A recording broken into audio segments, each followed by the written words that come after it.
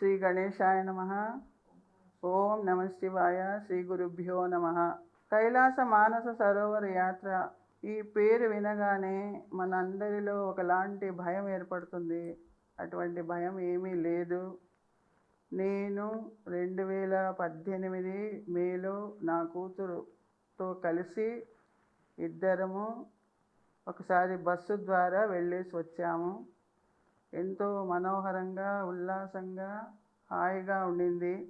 అదే మరలా రెండవసారి మన ఆంధ్రప్రదేశ్లో ఏకైక పుష్పగిరి పీఠమైన పుష్పగిరి పీఠాధిపతులు గురువు గారు వారి శిష్య బృందంతో కలిసి అందరూ వెళ్ళాలని మరలా నిశ్చయించుకొని వారితో పాటు కలిసి గురువు గారి సత్సంగంలో ఆయన అనుగ్రహ భాషణలు వింటూ అలా కైలాస యాత్రకు రెండవసారి వెళ్ళేసి వద్దామని నేను ధైర్యం చేసి మరలా వెళ్ళాను.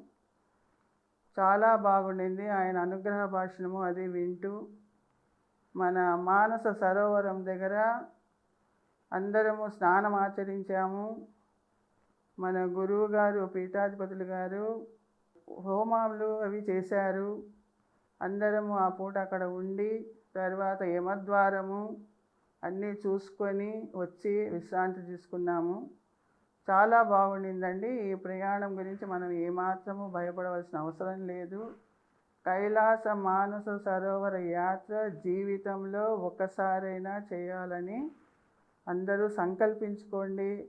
ఇది మంచి ఆలోచన. వెళ్ళి రావచ్చు. ఏం భయపడాల్సిన అవసరం లేదు. ఇందులో ఎలాంటి భయపడాల్సిన విషయం లేదండి. మనం దిగిన ప్రతి చోట రాత్రిపూట అక్కడ హాల్ట్ ఉంటాము. తర్వాత అక్కడ హోటళ్ళలో కానీ ఎక్కడైనా మనకు వసతి సౌకర్యాలు చాలా బాగున్నాయి. భోజన సౌకర్యాలు చాలా బాగుంటాయి.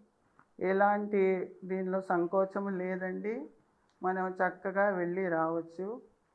ఏమాత్రం భయపడవలసిన విషయం కాదు.